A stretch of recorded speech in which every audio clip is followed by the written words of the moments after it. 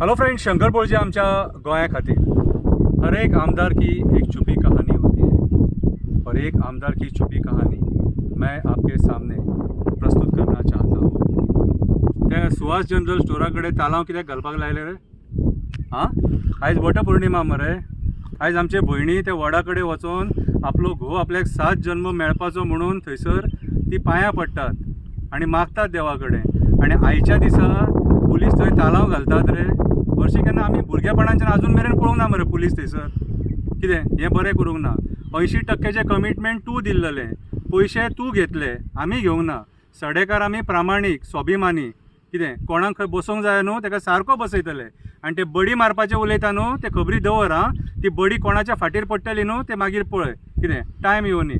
एक कविता बरयल्या, राग येतकूच मागीर ते सगळे काव्याच्या माध्यमांसून मागीर लोकांक उलोवन दाखोवपाचें कशें दिसता। सो कविता बरयल्या, ती कविता आयका आतां। कवितेचें नांव जावन आसा कविता ऐकून आमदाराला घाम सुटला। कविता ऐकून आमदाराला घाम सुटला। को कोमो रडटा ती कविता ऐकून त्याला घसा घसा घाम सुटला। तो वेडा पिसा कसा झाला आणि रुमालानी तोंड पुसू लागला। काय करायचं आता, काय करायचं आता या विचारात तो दाबोळीच्या दिशेने धावत पळत सुटला। तो खूप स्वतःला हुशार समजत होता। स्वतः इतका शाणा कोणी नाही असं तो समजत होता। खोटं बोलताना त्याला लाज वाटत नव्हती। देवाचे शपथी सुद्धा घेताना त्याला भीती वाटत नव्हती। तो कर्जात बुडला होता। यावेळी हरला असता तर जीव दिला असता। त्याला आधार द्यायला माझे प्रामाणिक मित्र उभे राहिले। आपले काम साधून घेऊन त्याने त्यांच्या पाठीत खंजर खुपसले। खंजर खुपसले। धावत धावत तो तिच्याकडे गेला। तिला म्हणाला, जल्दी करो शंकर पोळजी को हमारे बारे में पता चल गया। एवढे दिवस ती त्या फ्लॅटवर एकटी राहत होती। एवढ्या लवकर कशी आवरणार होती? लवकर तिने बॅगा भरल्या आणि दोघे मिळून दाबोळी विमानतळाच्या वाटेने धावत सुटल्या। 7 फ्लॅटमधून एक फ्लॅट खाली झाला होता। एका कवितेचा हा परिणाम होता। बरं झालं बाबा तू एका कवितेनंच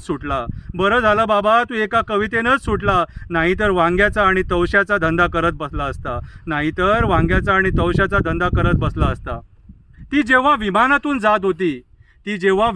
जात होती तेव्हा त्याने तिला 2 शब्द सांगितले। ते शब्द ऐका। तेरे बिना रह लूंगा मैं, बस जब याद आए मेरी तो आवाज देना। जहां भी रहूंगा दौड़ा चला आऊंगा मैं। बस इतना एहसान करना, हमारा रिश्ता किसी को ना बताना, नहीं तो बर्बाद हो जाऊंगा मैं। एक शब्द शंकर पोळजीन बरयला, शंकर पोळजीन म्हटला।